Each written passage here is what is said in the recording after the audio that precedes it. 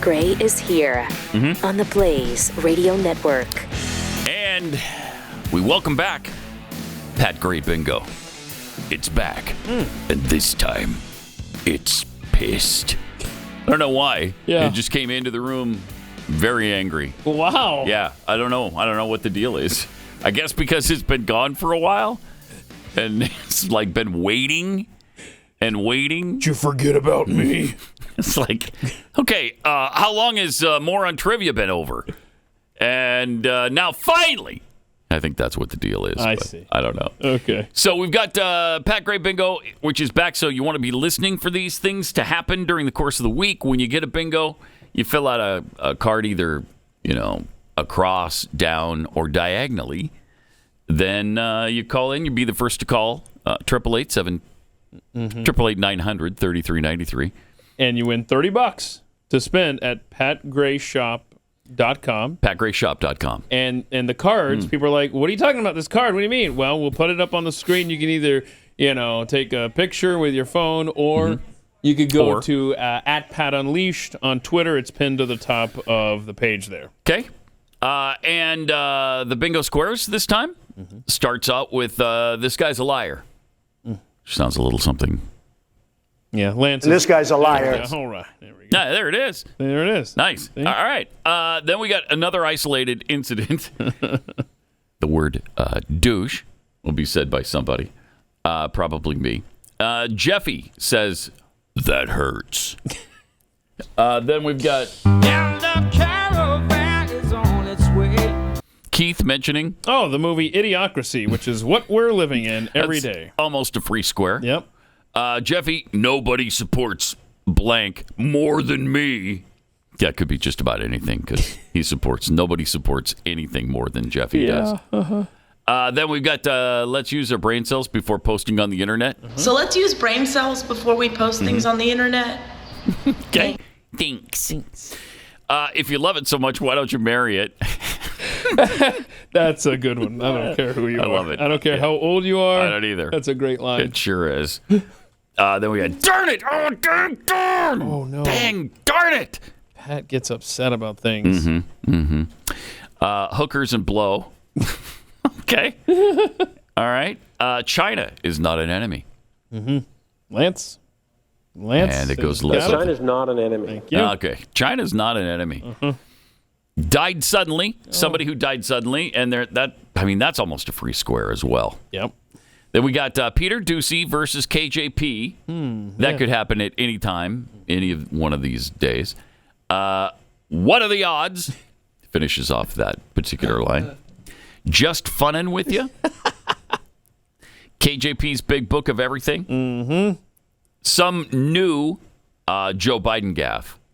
So that could happen at any moment, too. Keith says, not in my America. Jeffy, study money. Study money? Yeah, he's right about that. Does he say too. that? Yeah. Study money. It's like you get study money for anything these days. Oh, right. Okay. Yeah, I gotcha. Government grant. All right. And then, of course, Jill Biden, who's brilliant. So say it with me. Si se puede. The future is ours. Thank you. Stupid. So ridiculous. Si se puede. Where'd you get that? How many times did they say si se puede? How many times did they say it? Keith says, get out my face. Then we've got the audible sniff, which happens about 20 times a day. 81 million votes. Oh, yeah. We'll reference that from time to time. And then, of course, I'm not a threat to women's sports. Trans women are not a threat to women's sports. Gross. Man, oh, Manischewitz. No, definitely a man. Yeah. We had another one of those last week we just talked about with that big, tall guy who was in the women's race. And, of course, won it. And towered above all the women in the race. Like a foot and a half above everybody else. And it was kind of fun because they had a photo of that. Like 5 of them standing there. Can you pick which one is the biological man? Impossible. Yeah, I think I could. Oh, yeah? I think I could. Yeah. Look at you. Yeah. Anyway, there's your bingo squares for the week. Be listening. And when they happen, mark them down, and you could be a winner of fabulous prizes, selected especially for you. Law enforcement agencies are prepping for a possible Trump indictment as early as next week. No, Does that mean this week? Tomorrow. That means like tomorrow. Yeah. Tomorrow. I mean, this could happen right away. Local, state, and federal law enforcement and security agencies are prepping for the possibility that former President Donald Trump will be indicted as early as tomorrow, according to 5 senior officials familiar with the preparations. This would be the first time in U.S. history an American president has been indicted for a crime. And this is all about the Stormy Daniels thing and the hush money that he supposedly paid to her for, $130,000, I think? And then she talked anyway. So, I mean, Yeah, I mean, what a waste. And it's not even clear that campaign funds were even used for any kind of payment to her. Right. So, Right. and I'm not sure if the statute of limitations actually may have already passed too, but this is what you get with a Soros DA. The last DA didn't think that this was even worth pursuing, but, when you're a Soros bankrolled district attorney and you've got your marching orders, and this is what you get. Yep. And they want to mess up his presidential run. Yeah. And so they'll try to stick him with anything if they possibly can, and they're going to try. So a lot of Trump supporters are asking Ron DeSantis to send the National Guard to Mar-a-Lago to protect Trump from the authorities when they come. I don't see him doing that, but we'll see. Huh. You think he would? Think he'd do that? Send the National Guard to Mar-a-Lago? I don't see that happening. No, and Trump would go to. I think Trump is gonna. I don't know.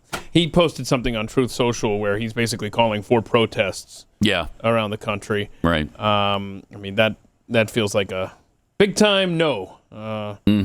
Especially after you see how the left deals with protests in this country from the right. Don't think this is the time you want to be doing that. I'm sure there's going to be bigger issues down the line, but yeah, this is not a good look. This is clearly a political prosecution here. Yeah, and a lot of this seems to come from Michael Cohen, Trump's former lawyer, who pleaded guilty in 2018 to a federal charge relating to a $130,000 payment to Daniels. In the closing days of the campaign, Daniels has said the money was to keep her quiet about her claim. Then why didn't you keep quiet about your claim then? I don't even understand how that can happen. I mean, this happens every single time, it seems. Why are you even paying the hush money when it doesn't shut anybody up? I know. You know? Right? Yeah. It doesn't work. But keep your head about you tomorrow. Yeah. Oh, yeah. This is a political ambush if you go out there and show up, especially considering if you would be in Manhattan.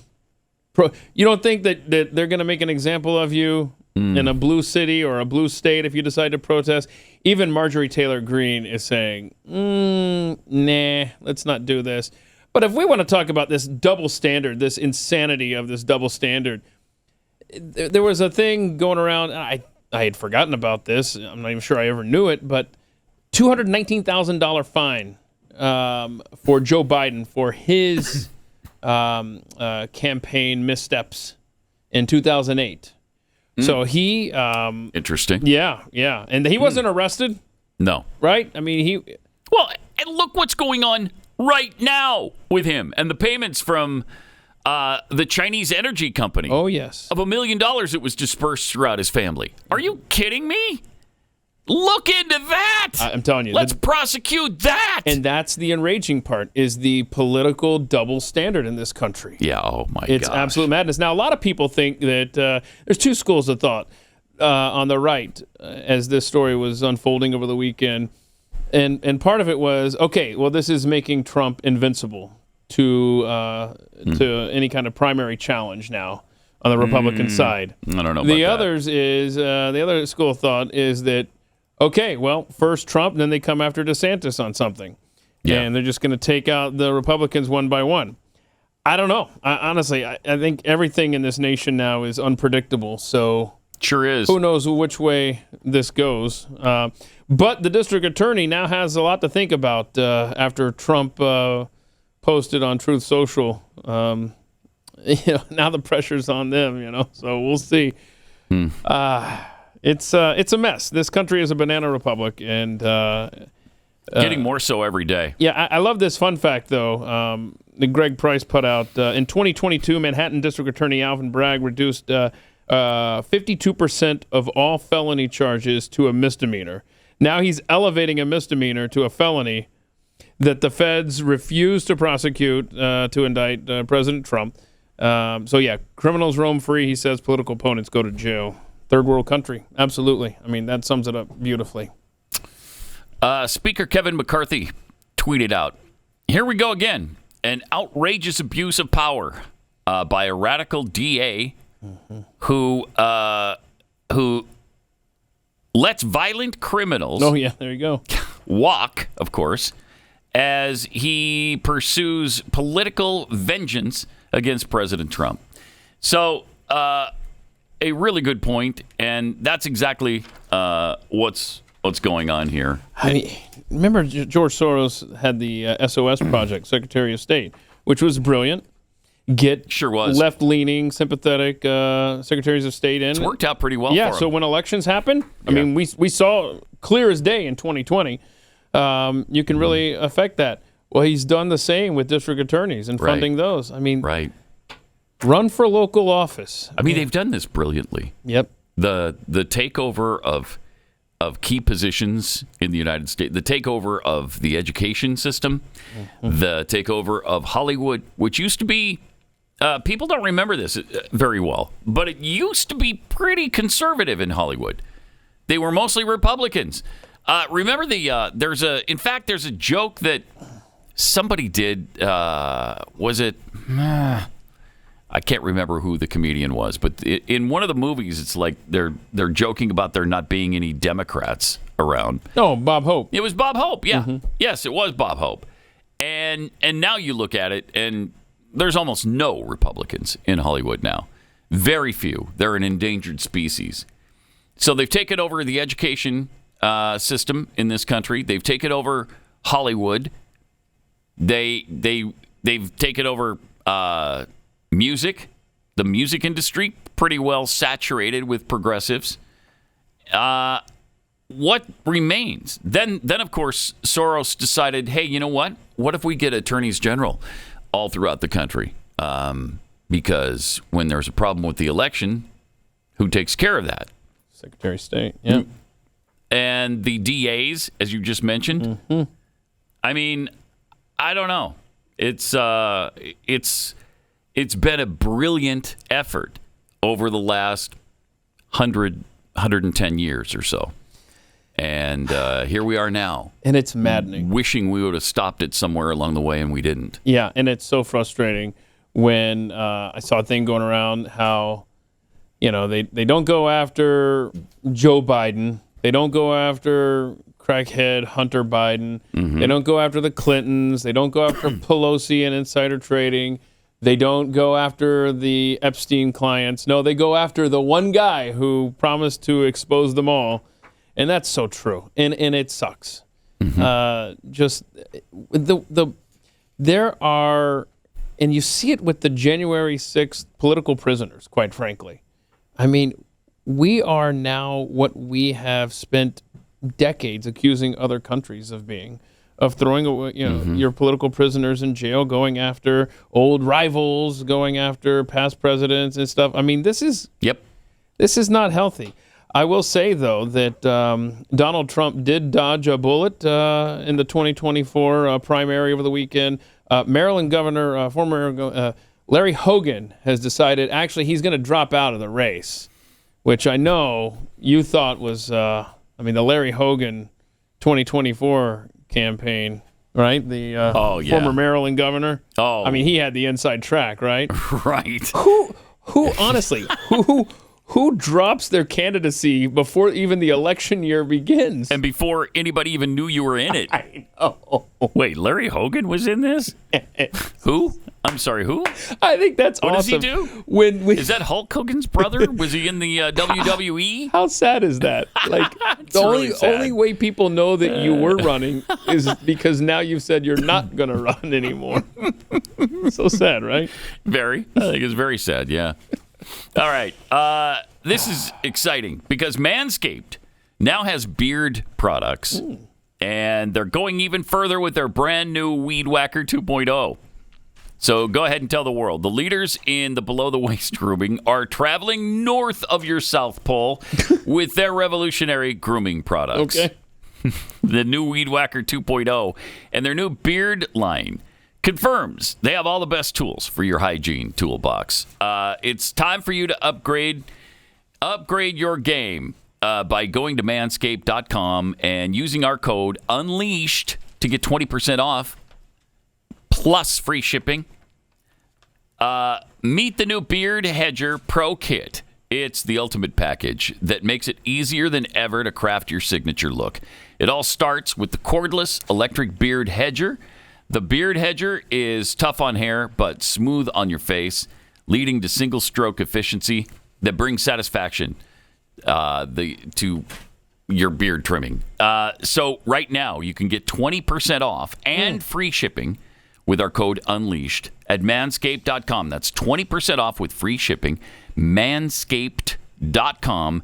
Use the promo code UNLEASHED. Always use the right tools for the job with Manscaped.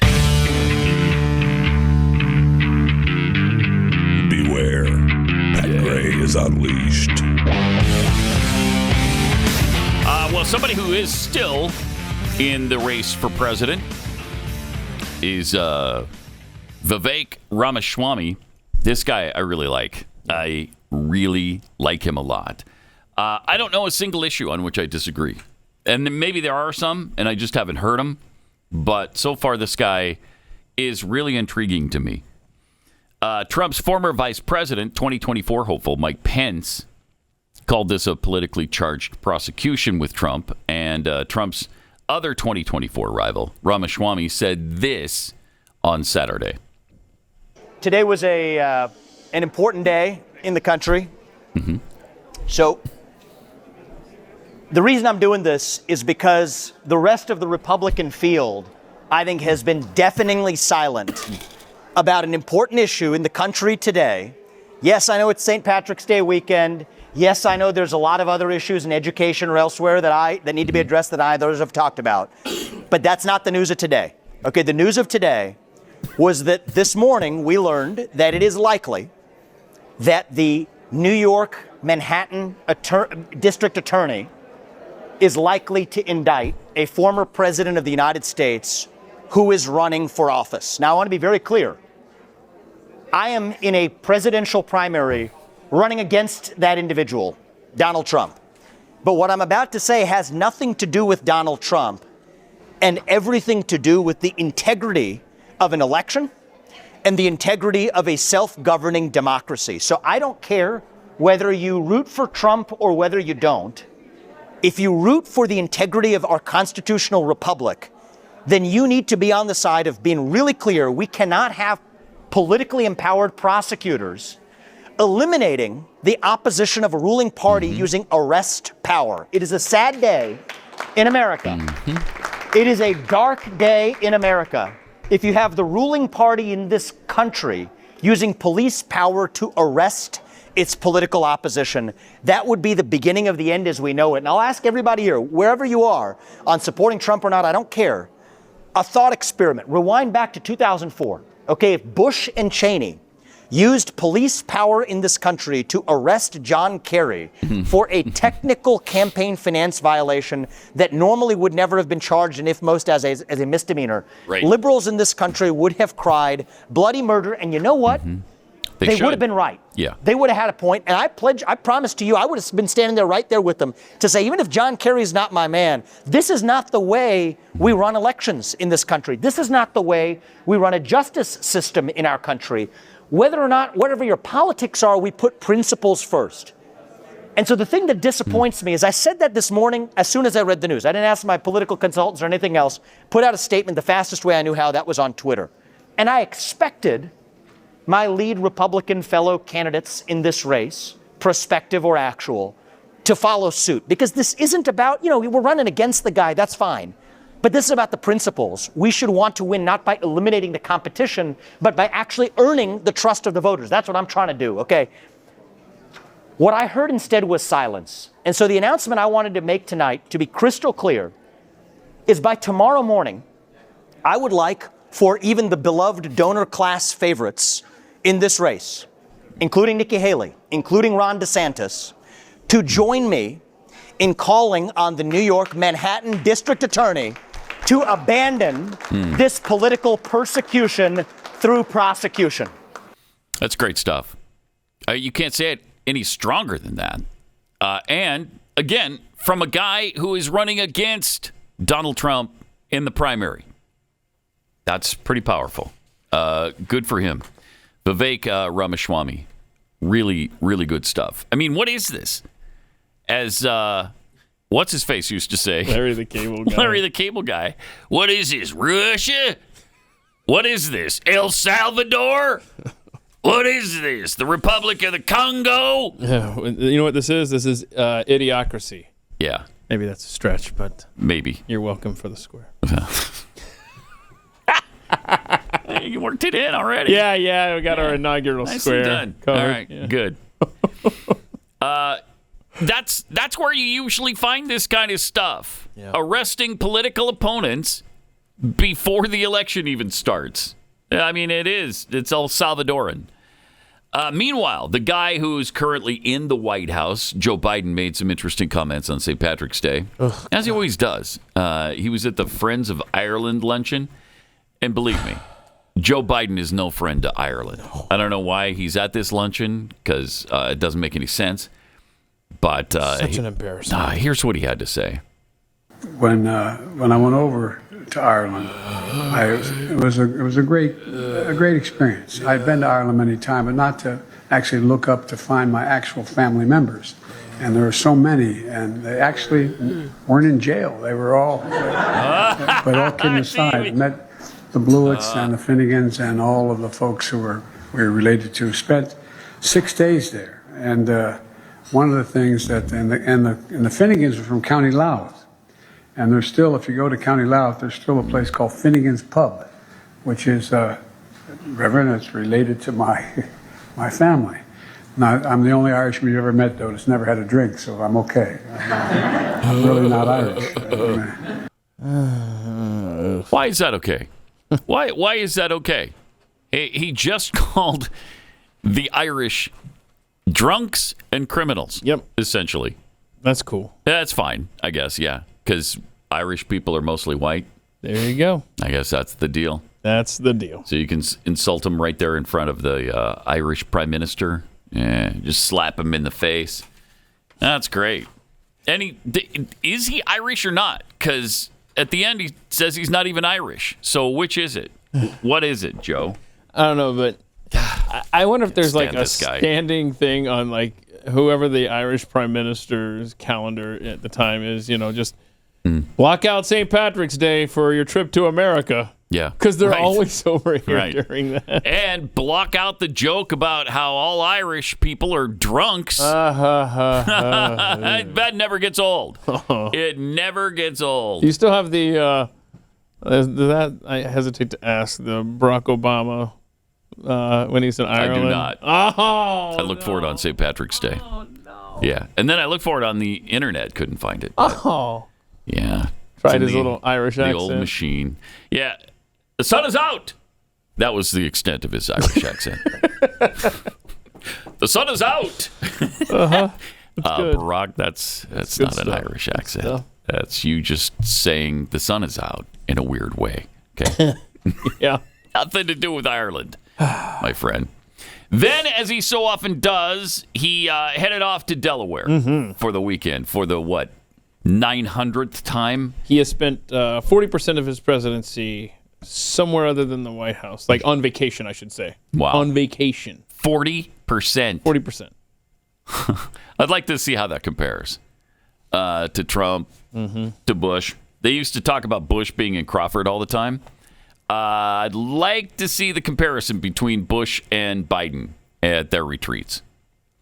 But first, he took a reporter's question about the GOP report that the Biden family received $1 million payments from a Chinese energy firm. Somebody actually asked about it. Incredible. Here's what happened.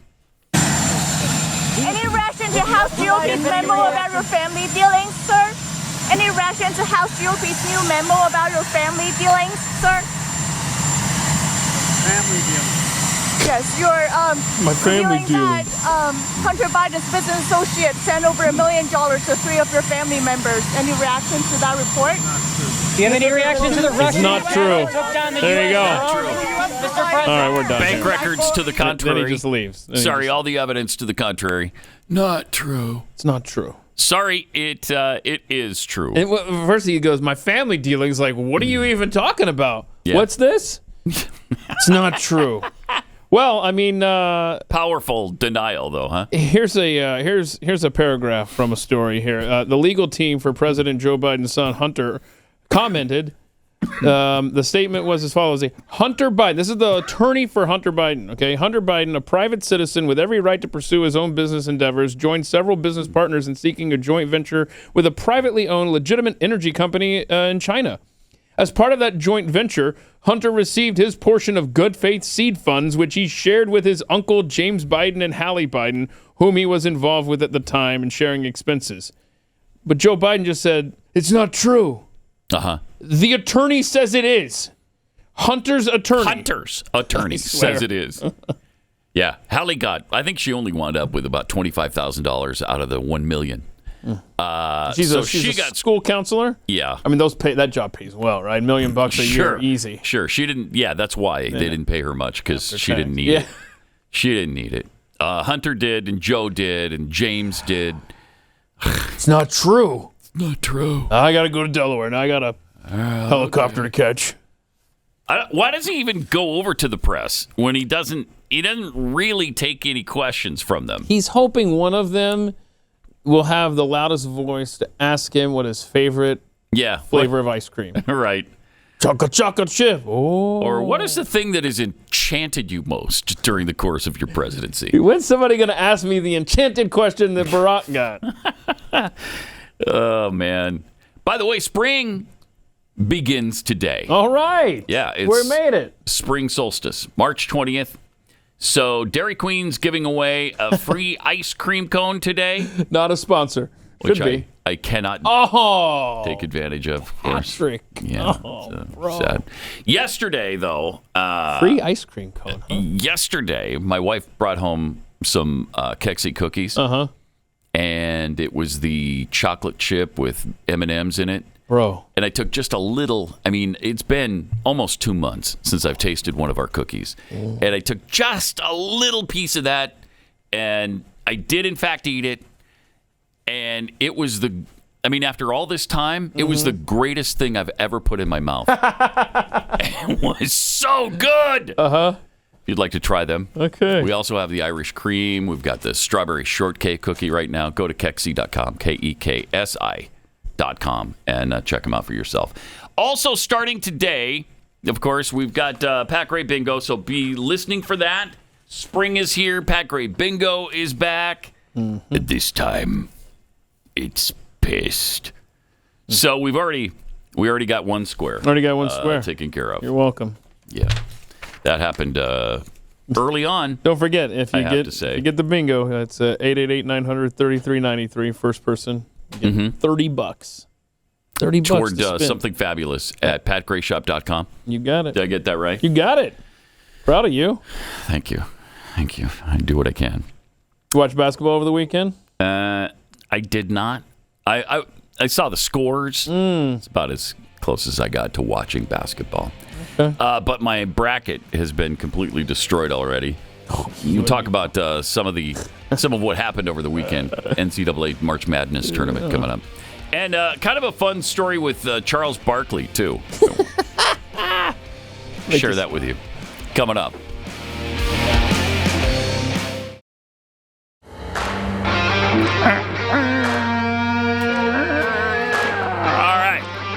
some tweets here. And keep in mind, just a quick reminder, you can't get a bingo square during tweets.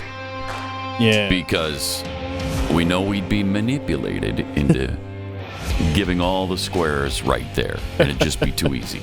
All right. So, Kevin up in Maine tweets, does the left think that President Trump is the only threat in 2024? I think they believe him to be the biggest threat. And if they can eliminate him, then the rest is clear sailing.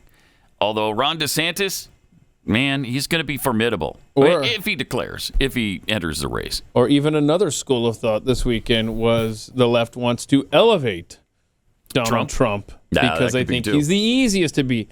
And you'll recall the trap that the left set for themselves. Do you recall there was, you know how they go out in the hallway there in front of the Senate, and they all stand around. I remember the Democrats were standing around during primary season 2016, and Harry Reid said, "Oh yeah, you know we want Donald Trump to be the nominee." And Chuck Schumer was like, "Shut up, man, Harry, what are you doing?" Remember, yes, we don't want to say it out loud. Yeah. Well, you got him. Yep. Also for micro-aggressor. Ah, crap. I thought you were giving eggs away to the winner of bingo. Oh, come on. Oh, that's ridiculous. Come on. I mean, trying to break us? Trying to bankrupt the company? We'd sooner give away a Mercedes S-Class, okay, than eggs, please.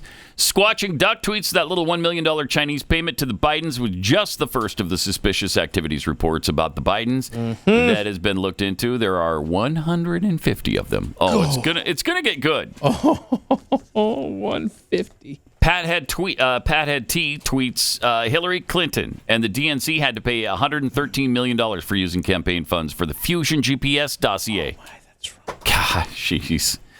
Obama in 2008 fined $375,000 for misuse of campaign finance funds. Neither arrested. In fact, not even talked about. Right. Yeah, there's a big-time double standard there. But we all know that to exist. Mistress JoJo tweets, when are we going to exile George Soros and take our country back? It can't happen soon enough, frankly. All right, we were talking about Charles Barkley and some comments he made over the weekend.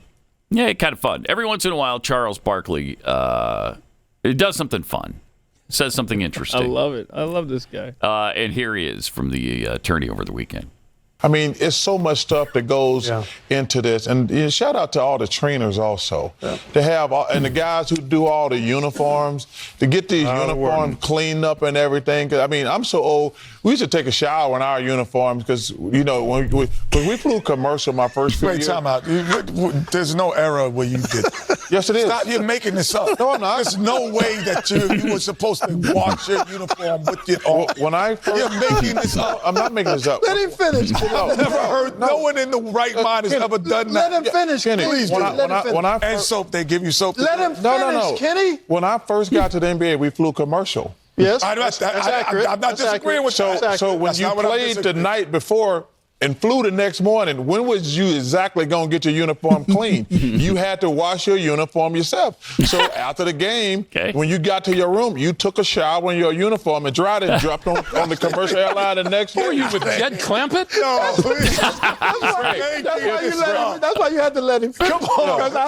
Have you ever heard of this in your life, Clark? No. Well, how are y'all cleaning y'all uniform? Y'all playing in funky uniforms? No, somebody wash in the dryer or someone else. When you're flying the next morning. You can clean your uniform without showering in it. Well, that is possible. You can actually clean it without showering in it. You don't have to have it on. No, but it's easier to do it that way.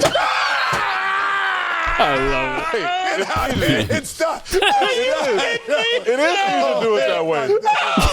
I'm telling y'all. Let's just say that people have to count us as being educational now. Oh man, Chuck, you take it off, you wash it, you put it back on. No, man, he's saving water. He's saving the planet. It's easier to clean that way. I love Charles Barkley. On that note, let's get you back out to Greensboro and join Ian Eagle, Jim Spanarco. They're just having some fun. That's We're right. gonna have a hard time topping this. They're just funning with you. That's all they're doing, just funning with you. 888-900-3393. I've got 6 teams left out of 16 in my Oh, bracket. really? I got to find my bracket. It's and a check that out. disaster. Yeah, mine too. It's been fun, though, these games. Sweet 16, Michigan State versus Kansas State coming up Thursday. Also, Arkansas, UConn. Florida Atlantic versus Tennessee. Cinderella. Florida Atlantic's probably the real Cinderella here right now. Gonzaga, UCLA, San Diego State, Alabama. Miami versus Houston. Houston has just been tearing teams up. That's my winner. Is it? Mm-hmm. That's my only Final Four team standing. That could well be. That might happen. Yeah. Princeton, Creighton. There's your Cinderella. Princeton, a 15 That's true. seed. Yeah, even more so than Florida Atlantic. Creighton is a team BYU beat early in the season. Okay. But you might notice they're in the tournament. BYU is not. And then Xavier, Texas. So the Big 12 is represented by a couple of teams. Anyway, Kansas State and Texas still in it. Kansas lost by a point to Arkansas. Yes. That was my eventual winner. So my bracket's completely screwed up. New York has just lowered the bar for the student math and English proficiency. Education, all-time lows in this country. But New York State has a way to fix things overnight. They're going to change what it takes for students to reach proficiency on state math and English language arts tests. That's how you do it. Calling last year's scores, their lower scores were the new normal. So when you sink to the depths of the scores that you possibly can have in a state, that's your new standard. Yes. And now you can't help it. There's nowhere to go but up. Essentially is what they're trying to do here. I mean, that's what they have done with our quality of life. They've said, oh, look, you got to get used to it. You know, it's going to be worse. Now, that's what they're doing with education. They're like, all right, well, look, we'll just lower the bar on what is considered acceptable now. Yeah. And here we are. Nobody can get an A anymore. All right, well, then let's just lower the bar that you have to hit in order to get an A. So instead of, let's say, 90 or 92%, we'll make it 80 or 82%. A B is anything over 70. A C, anything over 50 is really pretty good, right? That means you got half of the questions right. So what's the problem here?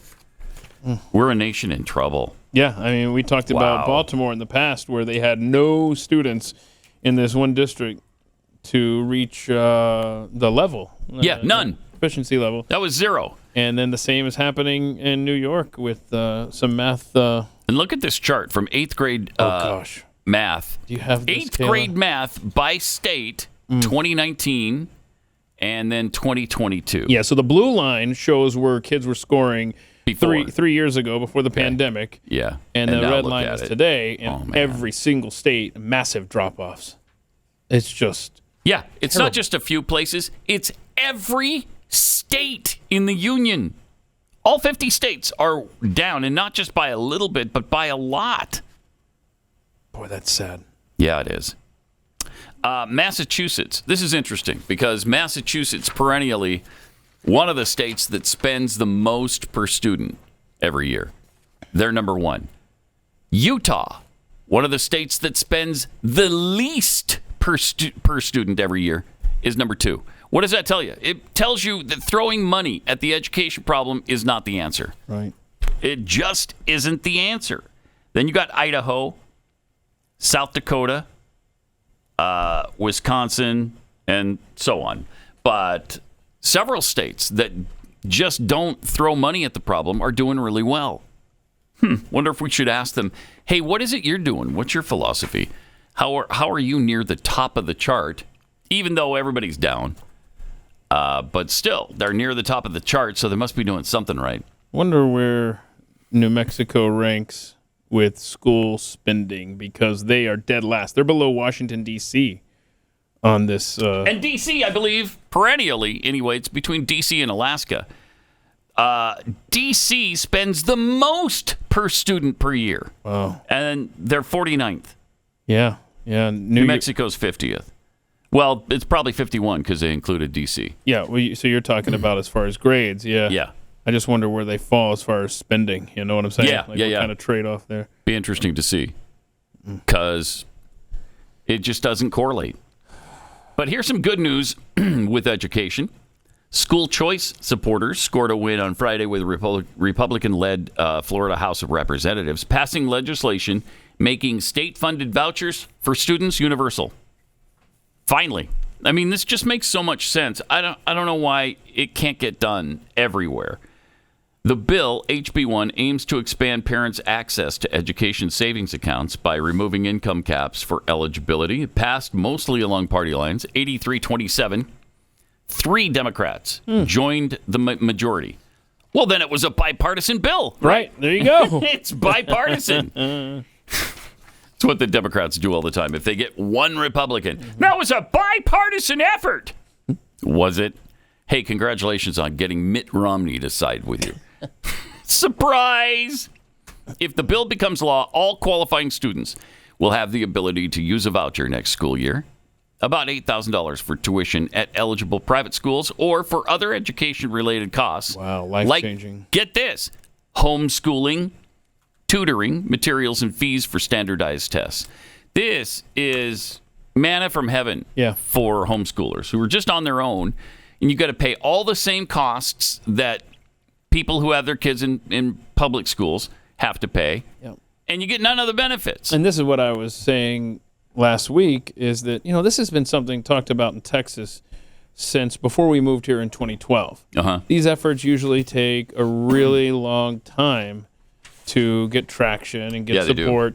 And that's why I said, if you have a toddler or an infant, or even if you don't have kids yet, you just plan to someday, this is a fight you need to start fighting now in your state, so that hopefully by the time your kids are school age, you can benefit. They can benefit from this, as opposed to, for us, for you and me, it's like, oh, it's too late now. But start fighting now, even if you don't have kids. We already paid the freight, gotten down to the benefits. But for those coming after us, I hope you win that fight, because it needs to be won. And it's only fair. I mean, it really is only fair. Speaking of education, the left is freaking out about changes that could be coming to Texas textbooks in schools. Listen to this. This is interesting. The Texas State Board of Education altered its internal guidance to schools last month to emphasize the positive aspects. This is heresy, of course. Yes, it is. You're blaspheming the left. They're going to emphasize the positive effects and aspects of fossil fuels in science textbooks. And this is just guidance. How dare from you? the State Department of Education. How dare you say one good word about fossil fuels? Yeah, and this article that you're reading from is so just pathetic. EE News. The changes are raising concerns among scientists, education experts, and other board members that the panel is establishing policies that could lead to the statewide purchase of textbooks that undermine basic tenets of climate change for years to come.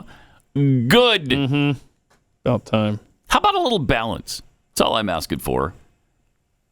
It's like in the evolution intelligent design argument. Just teach them both and let the kids decide. Why don't you do that? Well, we've learned in the last few years more than ever, you're not allowed to even offer a differing opinion on anything. That's right. If the science says it, geez, here we go. The Republican-dominated board adopted a series of changes to its operating rules last month that could influence school decisions on book purchases. It could possibly have an effect. I mean, doesn't say it will. So pathetic. The board member who proposed the changes, Patricia Hardy, has rejected mainstream climate science. Oh, no. I know, right? Climate denier. And argued that current teachings about global warming are too negative. You think? The new guidelines also portray the Earth's warming temperatures, oh no, as a result of natural fluctuations. Wow. How dare they say that even the climate on this planet changes. Even the suggestion is heresy. Flying in the face, of course, of the consensus, which there is no consensus among climate researchers that humans are causing it by burning fossil fuels. What would it be like if you could actually present both sides of the argument to kids. What a concept. Freedom of thought? No, we can't have that. The impact of the board's decision could ripple across the U.S. because the state's one of the largest, of course, markets for textbooks, and publishers pay close attention to Texas standards. I think there's two places where they do textbooks, right? Texas and California. And so Texas is continually trying to at least be a little bit balanced because everything that comes out of California is just one-sided. In such a big population they would be catering to in Texas, and they don't want to be printing different textbooks for 50 different states, you know?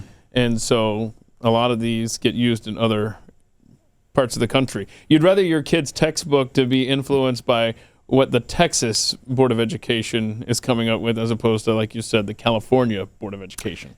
Texas State Board of Education member Rebecca Bell Meadow, a Democrat, of course, who opposes the changes, said they don't really believe in the geological record. They don't believe in science. Really? Can you tell us the difference between boys and girls, Rebecca? We don't believe in science? Seriously? How many genders are there again? Tell me about that, won't you? Pathetic. The state's board operating rules don't carry legal weight, but they are an authoritative designation of the state's educational priorities. They cannot handle the fact that kids might be given an option, that kids might be taught both sides of an issue, and then you make up your mind. How about if we don't indoctrinate them, we just teach them things?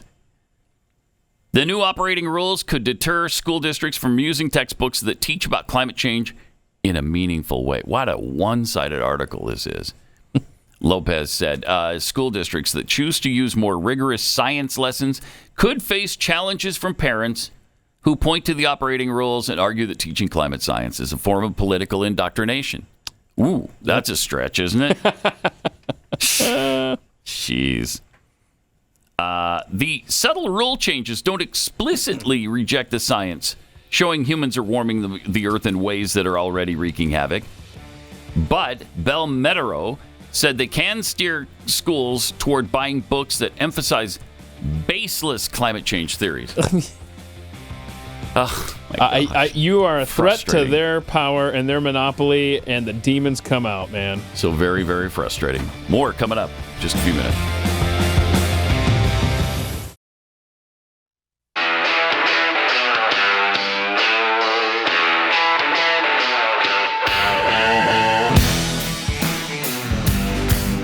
Pat Gray is here on the Blaze Radio Network. Got a few tweets to share. News Junkie Dollmaker tweets, shouldn't inflation be worked into the winning prize?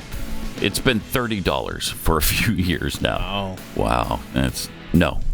You take that up with the powers that be. Yeah, right. You know, just don't play. Because just don't play if you don't like the rules. From Dusty Felker, cinnamon will regulate blood sugar. Is that true? Oh. I have a few friends that no longer need to inject insulin. You can get capsules in the vitamin aisle. Oh, wow. Cinnamon capsules? I guess. Or you could just, take a teaspoon of cinnamon, what you do. And you eat it, Pat. Yeah. And you don't drink water. Yeah. You have 60 seconds to get that teaspoon of cinnamon down. You should try that and see if it works. Report back. I wouldn't be opposed. I mean, if it stops from the need of insulin, which I'm not a medical doctor, so I can't speak to that, but that's interesting. I would try anything and everything to, not have to inject 4 times a day. Jeez. Look into that, I will. I'm going to look into it. From Biden sucks eggs, like Charles Barkley. I wonder if Biden takes a shower in his suit. At least Barkley knew what he was doing. Abe Lincoln, Sir Charles is a national treasure. That's a fact. And Comrade Snoobage, test scores are low because the government wants a dummy class of people. Makes it easier to stay in power when the people are uneducated. And Carl Smith, in today's upside-down world, it just makes sense to raise teacher salaries and lower educational standards. Well, that's exactly what's happening. So, good luck with that to the entire nation. That's why, again, for the millionth time, we got to pay attention to what our kids are learning in school, what our schools are doing, where, are they trying to indoctrinate our kids, or are they just teaching them? Also, this is kind of interesting at Amazon, a shirt that reads, and here it is. I think we have it, right? We have the still shot. There are more than 2 genders. Mm-hmm. Huh. Okay. What kind of hateful message is that? But why are there only 2 options? Yeah, then? 2 options. They got the size for women. Where are my 97 options? Size for men. Huh. Yeah, we should have at least 95 more options. Right? There are more than 2 genders. Well, not according to your sizing chart. Amazon. But of course, the left, they're the ones who follow the science. Yes. Am I right? You got it. Who's with me on that? You got it. Meanwhile, new Superman movie is returning to the American way. Oh, good. Remember Truth, Justice, and the American Way? Absolutely. They're going to focus apparently on Superman's Kansas upbringing. The latest iteration of the movies will see a return to the superhero's original slogan, Truth, Justice, and the American Way. Superman Legacy will explore the contrast between Superman's home planet, Krypton, and its aristocracy versus his humble life in the fictional town of Smallville, Texas, or Kansas. He should have been from Texas. That would have made a lot of sense. DC Comics made the announcement in a recent release, shying away from recent iterations of Superman that saw him becoming bisexual, among other changes that caused some artists to leave the company. Go broke. Superman Legacy tells the story of Superman's journey to reconcile his Kryptonian heritage with his human upbringing as Clark Kent. He is the embodiment of truth, justice, and the American way, guided by human kindness in a world that sees kindness as old-fashioned. In 2021, the invincible hero had his motto changed from truth, justice, and the American way to truth, justice, and a better tomorrow. Oh, it's so catchy. Isn't it? Truth, justice, and a better tomorrow.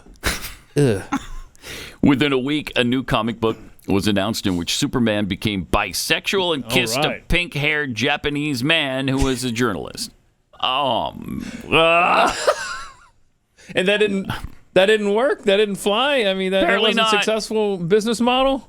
Well, people had seen the traditional hateful love interest that he had, who was female at the time, Lois Lane. Oh, yeah? How'd she feel about that? I don't know. Boy, that had to be a bombshell for her. After initially striking up a friendship with reporter Jay Nakamura, he and Superman become romantically involved. Mm-hmm. Outspoken producer James Gunn has been tapped to write and direct the new movie. He said he was hesitant to write it at first, but later decided he had a great idea for the film. And what was that idea? Returning to truth, justice, and that is a great idea if that was his. I'm kind of surprised they're doing that. Maybe this thing has gone as far as it can to the left, and now it's going to swing back a little bit. It took 306 comic books of Superman before he finally kissed Lois Lane. Oh, really? 306. Now, I don't know when she was introduced as a character.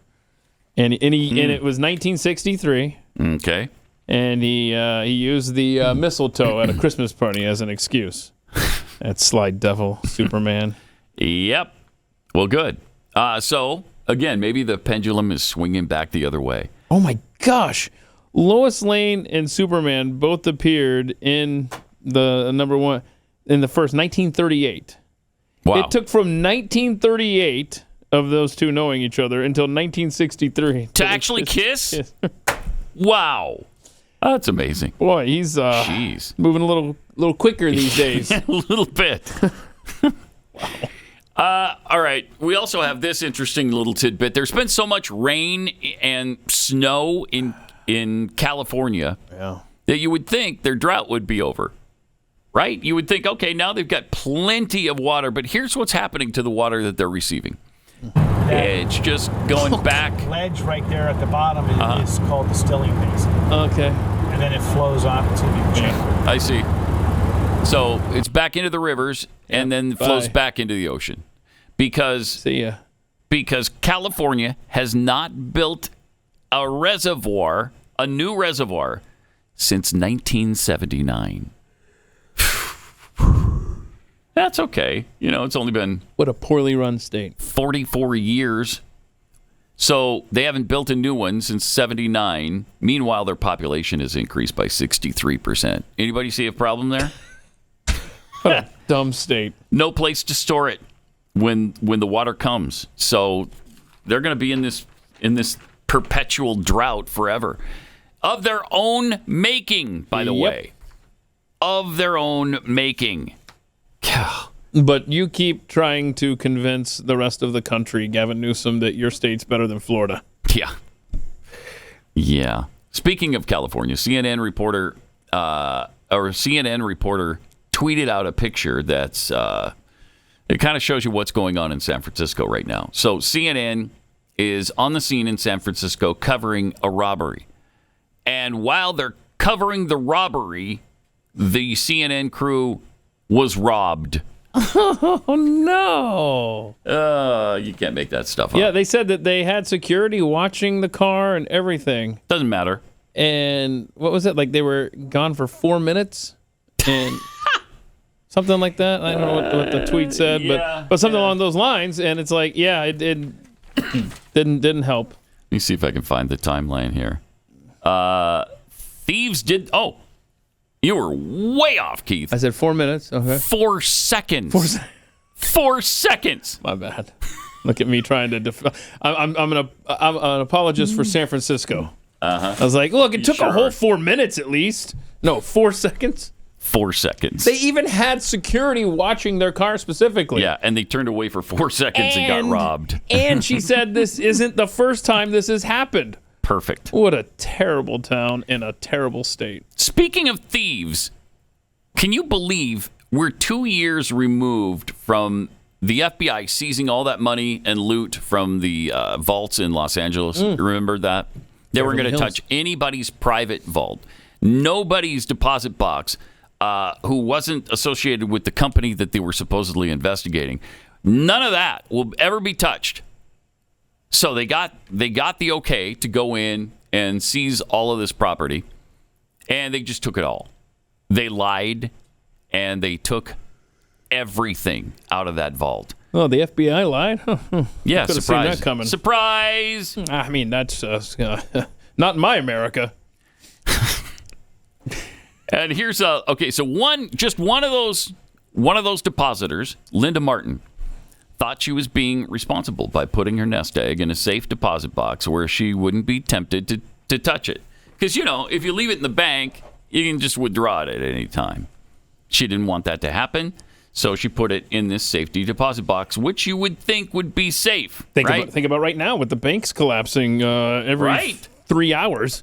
You might want to get it out, get your money while you can and put it someplace you think's really safe. But then, of course, the FBI swooped in and seized all of her assets. They didn't tell us why they took our money. They haven't told us anything as far as what we did wrong. Well, you didn't do anything wrong. Well, we work and saved our money because we were trying to save and buy a house. So she had $40,200 in there. She was planning to make a down payment for a home. And the FBI took that along with $86 million in cash and tens of millions more in gold, silver, jewelry, and other valuables. From a whole bunch of people. It was way over. I think there were 82 safe deposit boxes. They took it all. It was well over $100 million in cash and possessions of people. Mm-hmm. And then the pressure came on and they said, oh, our bad. Here's your money and stuff back. She couldn't believe it. She said, I really didn't believe it. I sat down to start watching the news with my husband, and the FBI was raiding our private vault. Several months later, she received a notice stating that the FBI wanted to keep her money through a process known as civil asset forfeiture. Confused by the legal jargon, Martin chose to file a petition with the Bureau, the first option listed on their notice. Without realizing doing so, conceded that her property could be forfeited and consequently allowing the FBI to determine if she could get her money back. Gross.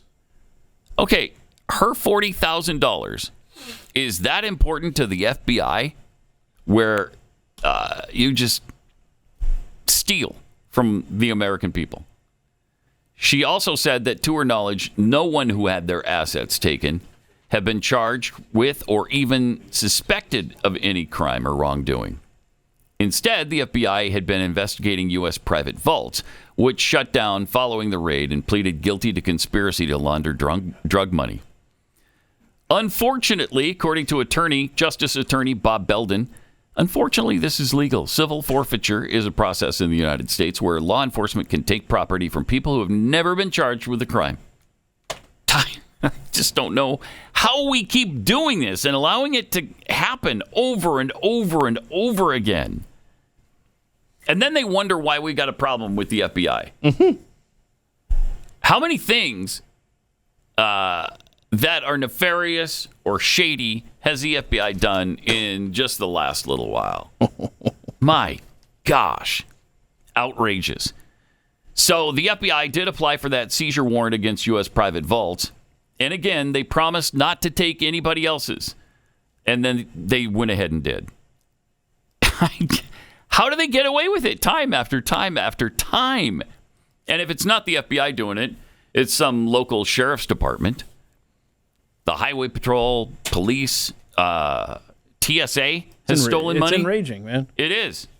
It's un-American, and I don't understand how it continues. Wow. We got some fun here, though. Plenty of factors determine whether someone chooses to wear a mask at this stage of the pandemic. Is it because of their health?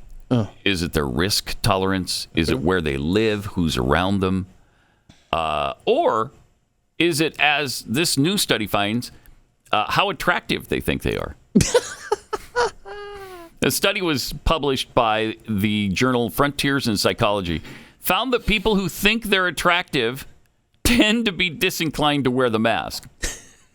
That seems to be because people who think they're good looking don't believe masks enhance their appearance, while the opposite may be true for people who don't think they're attractive. So the ugly people are hiding. Yes. Okay, that makes total sense. So now we know why when somebody's driving around in their car alone, they got the mask on. They're hiding their ugliness. They know that they're ugly, and they don't want you to know that as well. Well, that helps a lot. Instead of thinking, okay, what a buffoon. Yeah. Think, oh, okay, thank you for covering up your nasty you're face. Ugly. That's great. Got it. Okay. All right. 888-900-3393. More Pat Gray Unleashed coming up. You're listening to Pat Gray Unleashed. Got some tweets here. Marty Boy 23 tweets, don't do the cinnamon on a spoon without water. Wait, why not? Unless you want to choke. Good safety tip there. Thank you. Don't ruin the cinnamon challenge I thought I had Pat set up to try. From Roy Mazeka on the Trump protest issue, I've heard some talk that Antifa might dress up as Trump supporters and cause trouble. Oh, I could see that happening. Definitely. Seems like there was somewhere else that happened once. It was early in the year, like January, I don't know, the 5th or 6th or something. What year are you talking about? I don't know. It's been maybe a couple years now. Okay. 2021-ish. Huh. Yeah. All right. Huh. OG Thor tweets, okay, DC Comics, but what is the American way in 2023? That's a pretty good question. Pretty legitimate. All right. 888-900-3393. At the box office over the weekend, Warner Brothers' new movie, Shazam. Oh. Shazam 2 came out. Shazam, The Fury of the Gods. It only brought in $30.5 million. Gomer Pyle still doing his thing?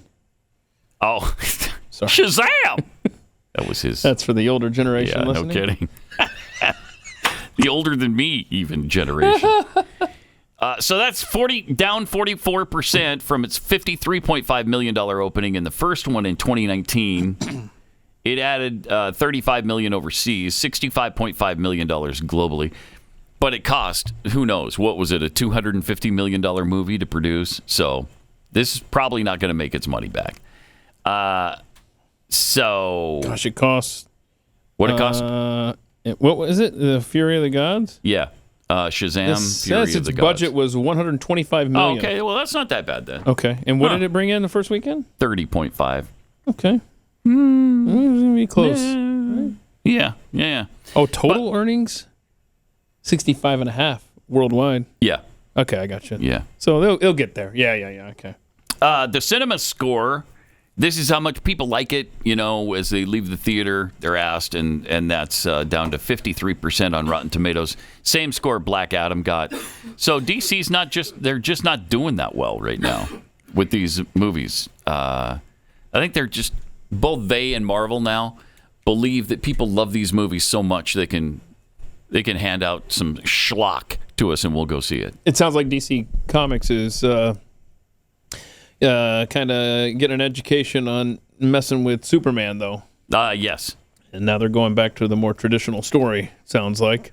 Now, Creed 3 continues to be doing pretty well. It's in its third weekend, and it brought in $15.4 million. Total, $127.7 million. Man, that Creed 2 is just essentially another Rocky movie. How many movies in the Rocky series are there going to be? Oh, man. See, I got to see all the three Creeds. Have you not seen any of them? None of them. Really? Oh, wait. No, I saw the first one, I think. First one was pretty good. I haven't seen 2 or 3, but the first one I liked. Yeah, I saw the first one. It was fun. Okay. Sony's 65, which I think is about people who go back in time to 65 million BC or something. That brought in $5.8 million in its second week. That's not doing really well. $22.4 million since it came out. Their budget was $45 million, so it wasn't that expensive to make. Quantumania. Oh, I gotta see that. Marvel's Ant-Man and the Wasp movie took in $4.1 million. So it's got a total of $205 million domestic, $462 worldwide. So it's unlikely to get to the $500 million global mark, let alone the $622 million opening of the last Ant-Man and this Wasp. I'm not in love with that. You must like them? Yeah, I liked Ant-Man. Yeah. Not enough to go see this one apparently yet. The release of John Wick Chapter 4 coming up this weekend, though. That could be a pretty big movie. After the last John Wick movie opened to $56.3 million, and they think this one's going to do even better. So the brilliance of Keanu Reeves will show itself one more time this weekend. Yeah, and died suddenly. Lance Reddick, star of John Wick, found dead of natural causes in his home, age 60. Oh, my gosh. Jeez. There you go. Yeah, he was in The Wire and John Wick. So he was found dead at his Studio City home in Los Angeles. Natural causes. Sure. I mean, it's totally normal. It is natural for people 60-year-old man to die. Yeah, just drop dead. That happens all the time. Yep. And then what else we got? Well, we got this woman over the weekend, a meteorologist in Los Angeles, fainted on live TV. Oh, gosh, this is... check this out. She joins us live in the studio. Alyssa, this really is the calm before the storm. Not again. No. Oh, my. You know, we're going to go ahead and go to break right now. Yeah. And that again was a reference to the weather, talking about more rainfall in California. Some people were saying that is really, really disturbing. Very much so. And now she did. She's okay. Communicate on Facebook from the hospital. Good. But we don't know what it was. She said, "I'm totally fine. I'm good. We're good." Okay. Female meteorologists pass out on TV all the time. It's like a constant. Yeah. I'm getting sick of the frequency of it, Yeah. in fact. That's why I don't watch local weather reports anymore. I'm just tired of seeing the meteorologists faint. You want the forecast without the fainting. Yeah. Yeah. So I just check it out online. Wow. Also, somebody who didn't turn out to be okay. This 29-year-old mathematics instructor at MIT. 29. He's 29 years old. He was playing basketball. He collapsed and died suddenly. No cause of death reported. But again, that's totally normal. 29-year-olds die of some sort of heart failure all the time. And that's always been the case, dating back to the First century, I think. Oh, really? Yeah, about the first century BC. Thought you were going to say dating back to just a couple years ago. Oh, no, where would you get that? That's crazy that? talk. Yeah. That's crazy talk. Yeah, we don't have time for this clip right here, but coming up after the break is going to be the tastiest clip of the day, especially if you want to see Dr. Fauci put in his place. You mean the guy who is science? You want to see science put in its place. Okay. It's this video that we have when It's amazing how we keep talking about this guy months after his retirement. I mean, he should be out of the public eye, but he insists on sticking his stupid face back into the discussion all the time. That's true, but I want to see his stupid face back in the limelight if he is going to be finally held accountable for that would be great. Actions of the last few years. That'd be great. This guy's a liar. And beyond, quite frankly. Yes, Dr. Fauci is absolutely a liar. Oh, no doubt about it. During overtime, we're going to show you a montage of Dr. Fauci taking both sides of this is fun. Every issue. I mean, this goes on. They're just short snippets of each, and it goes on for, 5 minutes? 6, something like that, yeah. Okay, so don't miss overtime today. We'll prove the point. Where would you go if you wanted, I don't have overtime. What are you talking about, overtime? What is that? I'd go to, the Blaze. You go to blazetv.com/Pat? Yes. Sign up? That's where I'd go. Okay. Noted. And put in a promo code. Oh. For fabulous savings. What would that promo code be? Pat20. Try that. See if it works. This is Pat Gray Unleashed. It's an upside-down world. Last week, I don't know if we mentioned this much, but Illinois Governor J.B. Pritzker declared an abortion provider appreciation day. Oh, God. That was Wednesday or Thursday of last week. I didn't hear this. He praised abortionists' courage, compassion, and dedication to their work. Yeah, they are dedicated to killing babies. There's no doubt about that. They continue to celebrate abortion. Can you imagine if the right celebrated death row executions? Hey, it's Death Row Day. Happy Death Row Day, where we kill somebody by hanging, firing squad, maybe lethal injection, the electric chair. Just depends. And society is taking that life of a death row inmate because that person committed a heinous act against humanity. The baby in the womb that the left are celebrating right now being destroyed, absolutely 100% innocent. And that's why when they say, well, you don't mind putting people to death who've committed double murders. Yeah, well, it's a sort of a deterrent and a punishment for somebody who has done something unthinkable. What has the baby done to deserve this? Jeez. Speaking of which, here's a woman who had an abortion, but has had a change of heart since. So presumably, after listening to The Coven last week with Jane Fonda, Jane Fonda would want this person dead. Check this out, though, what she had to say. Does nobody talk about how hard abortions are on a woman? It's probably been a month. And I hate myself every day. Oh, jeez. It sucks because in the moment I felt like I was doing the right thing. But every time I'm going to bed or I'm just alone, I just think about, what if? Because I'm not a child, I'm an adult. So this just, hit me on a different level. I had all the means in the world to do it on my own. But I thought, I did it so that it would benefit not just me, but also everyone else. And I'm just so broken. I didn't even get the chance to, be at home or anything. I just went to work. And I just want this to be over with already. I'm emotionally drained. I can't do this anymore. Oh, man. I hope she has a good support system. That's what the left is celebrating. And this is what it does to people. Jeez. Which is why there's Preborn. Right now, the members of this audience of Pat Heads they're the best.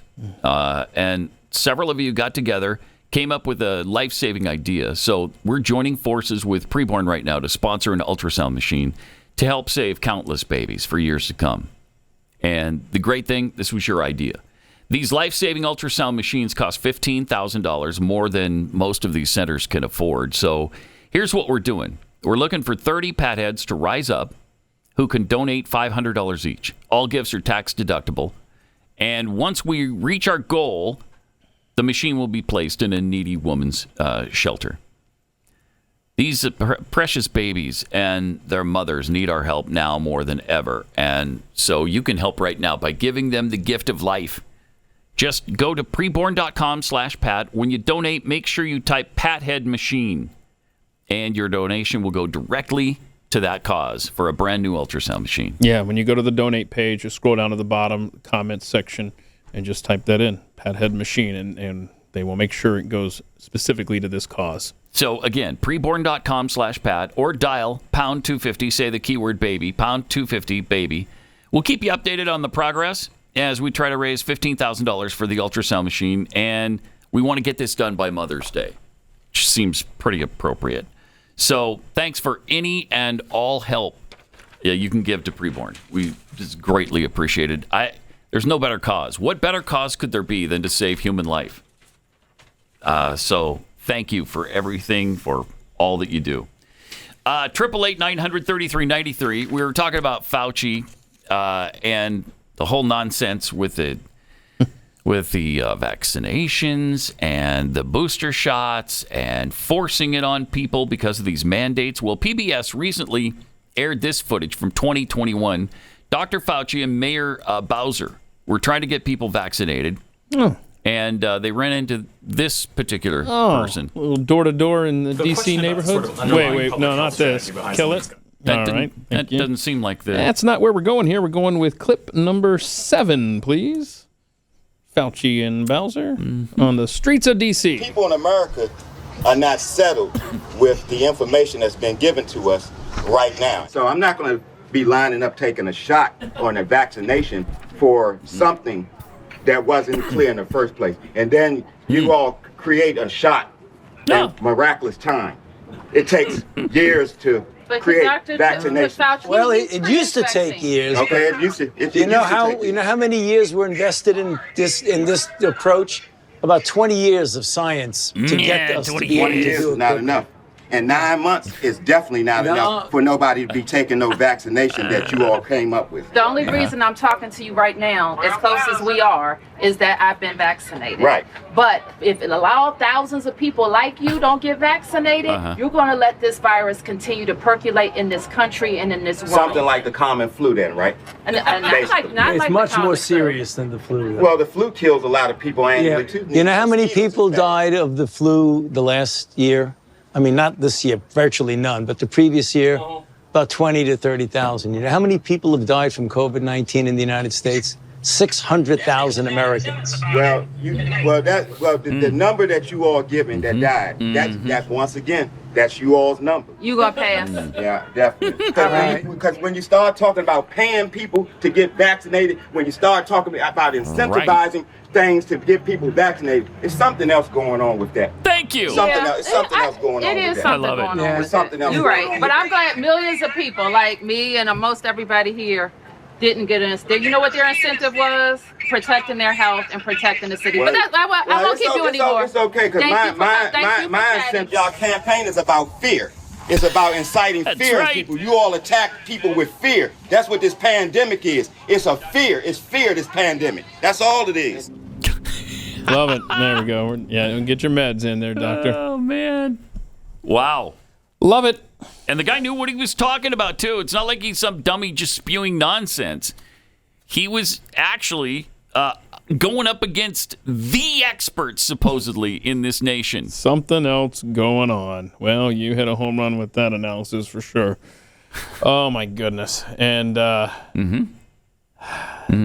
if people like Muriel Bowser are so insistent on being vaccinated, then as you have said countless times on this show, why do you care if that guy standing on top of a stoop is vaccinated? If he's vaccinated, right. Who cares, right? You're vaccinated. You should be fine. Why do you care? Exactly right. Yeah. If you love vaccinations so much, why don't you marry them?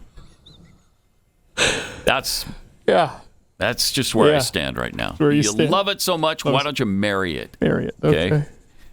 All right. Off to a good start. Glad I got that off my chest because it needed to be said. I guarantee you, there's no other show in the United States of America with that kind of analysis where the host is like, hey, if you love the vaccination so much, if you love the vaccine so much, why don't you marry it? Yeah. Nobody has ever said that. No, I think you're right. And such is the splendor of Pat Gray Unleashed. Good stuff. Yep. 888-900-3393. Friday night, over California, I guess there was some space junk re-entering the atmosphere. Yeah, people didn't know what was going on. They were looking up and they were like, hey, what is the story? I believe we have some video of that. Yeah, we got the local Viewers news like you send us your videos and your questions. Are they like rockets? Oh, wow. Rockets? Invasion. Satellites? Invasion. A meteor shower? It's a spectacular light show. So we got on the line with Harvard astronomer Pause it. Jonathan McDowell. Okay. Go back to That's Mr. who that McDowell. was. Yeah. I want you to go back to him.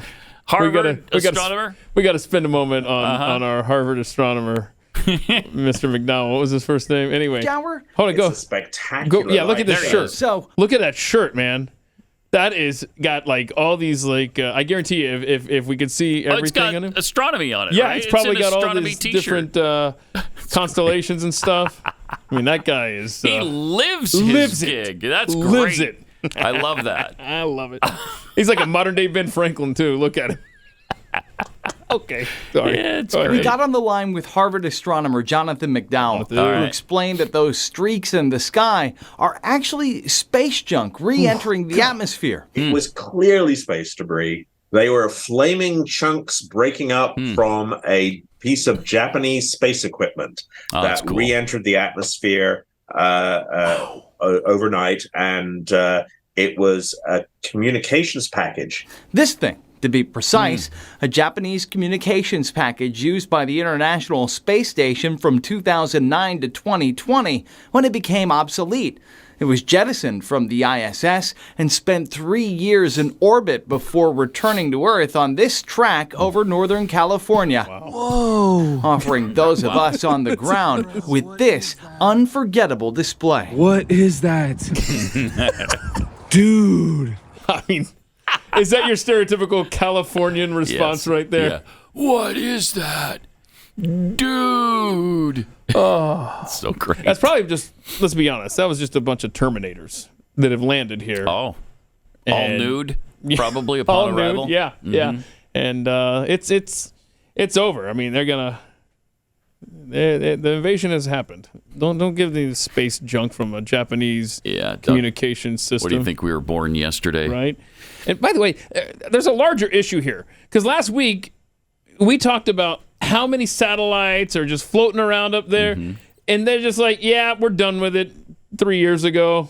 I mean, look, nobody's going to be around 3 years from now. Just let it burn up in the atmosphere. We'll worry about it then. Yeah, it is amazing we don't go up there and retrieve this stuff that we know is going to become a hazard. This is okay. As these things begin, every one of those objects up there, right, at some point have to come down one way or another. Mm-hmm.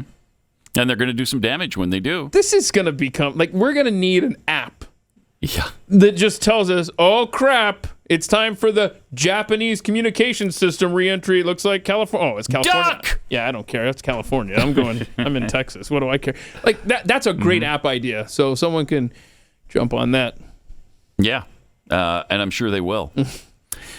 We also have this. Africa is slowly but surely tearing in two. I hate when that happens to continents, don't you? God, I just hate it. You hate to see a continent just torn in two. There's what's going to happen. Oh, no. Dang it. Oh, no. Darn. Wow, hold on. Darn it. You are taking this if hard. only. Is that it's not the track of the Nile, right? So it's not the Nile splitting it in half. I don't. No.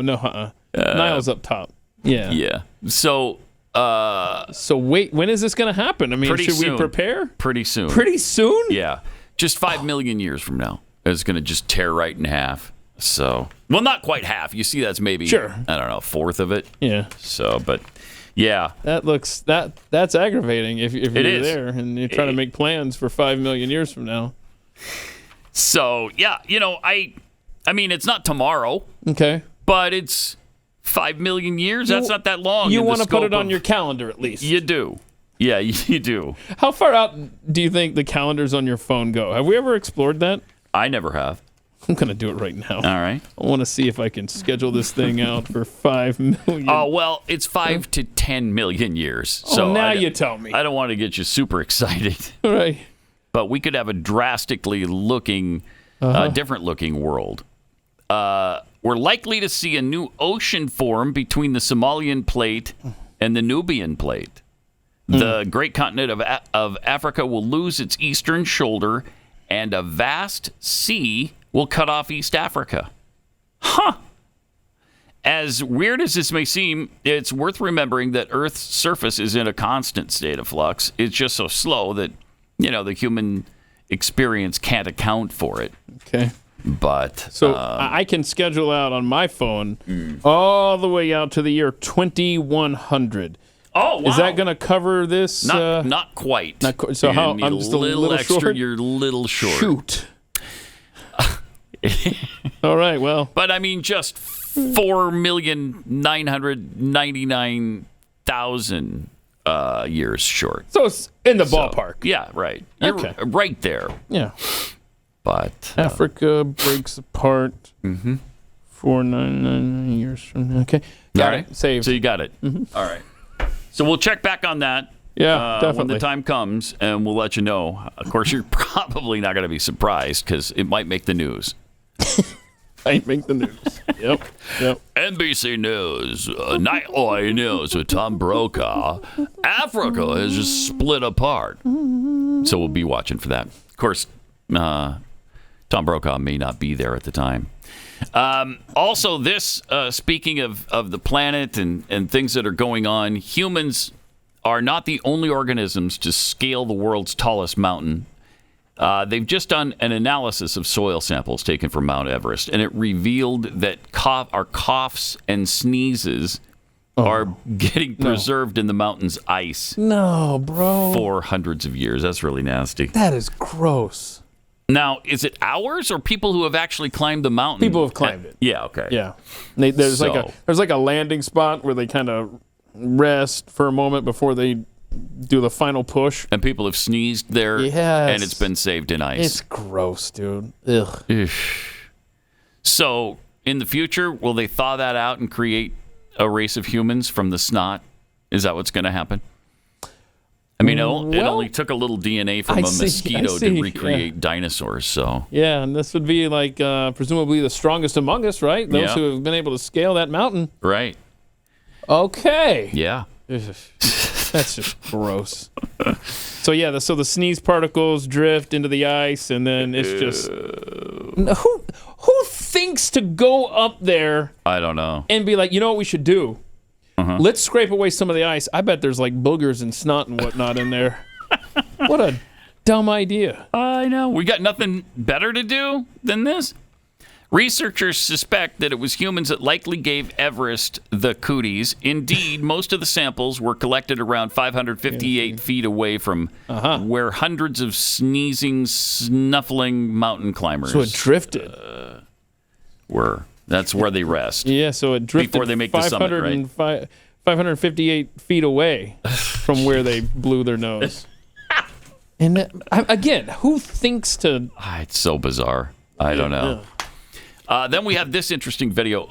Last week or the week before, we showed you that dirty cop who was planting drugs on people. Right, in Florida. He would go into their car and plant meth on them, and they're like, that's not mine. I don't know where that came from. So that resulted in 120 people being arrested. Yeah. And then their arrest and convictions, if there were any, overturned. You do not have to Dirty consent to a police officer looking at your vehicle. Yeah, you don't have to say, go ahead and get in there. Nah. Whatever. Nah, I don't consent. Well, here's a police captain in Oklahoma City who got pulled over for driving erratically. Uh-oh. And here's what he tried to do. Back in your car. I'm drunk? captain. Huh? A what? Captain. I'm a captain. Of what? The big. Don't reach in your pocket. Get back in your car. Oh, man. 116, show me 10-6. Pause it for a second. Keep in mind, this is the captain of a police department in Oklahoma City. Yeah, yeah. And, right? And you can see the individual he's doing his hands like this. What are you signaling there? What are you doing there? What are you trying to say, sir? This is good stuff.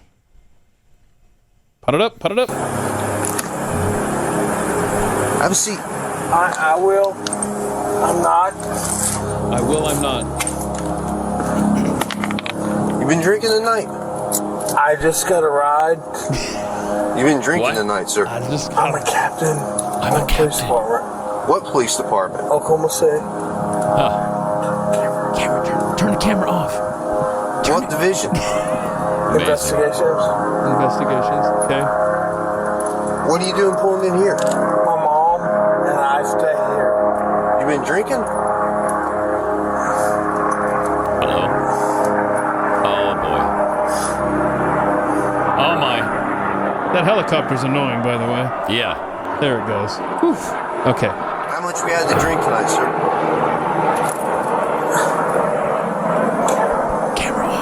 Camera off.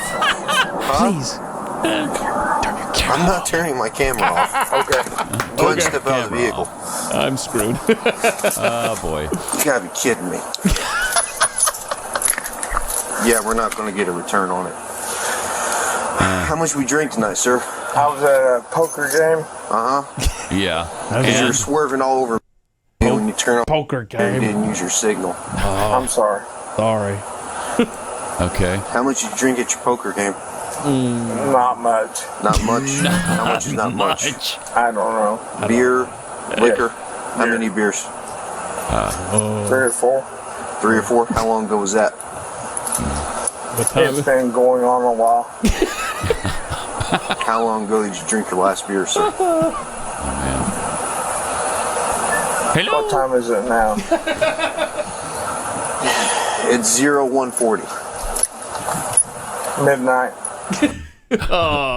Oh, man. That's That's unfortunate for that individual. Turn off your camera. I want you to turn off your body cam. Please. It's interesting. First thing he said was, I'm a captain trying to, all right, we got that fellowship, right? I'm one of you, and we take care of each other. So I'm a captain.